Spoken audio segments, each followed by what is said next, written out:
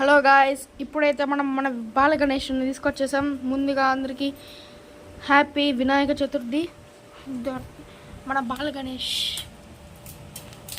ఇదండి. ఇక్కడ మా అమ్మ డెకరేషన్ చేస్తుంది.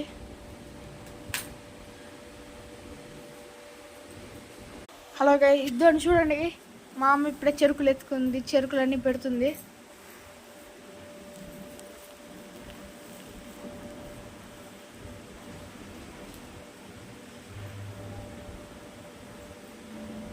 నెక్స్ట్ మనం పూలు, కొన్ని ఆకులు, చాలా రకరకాలు తెచ్చుకోవాలి. మన మమ్మీ అయితే అన్ని వినాయకుడి దగ్గర అన్ని పూలు అన్నీ పెడుతుంది, ఆకులు తెచ్చినవి.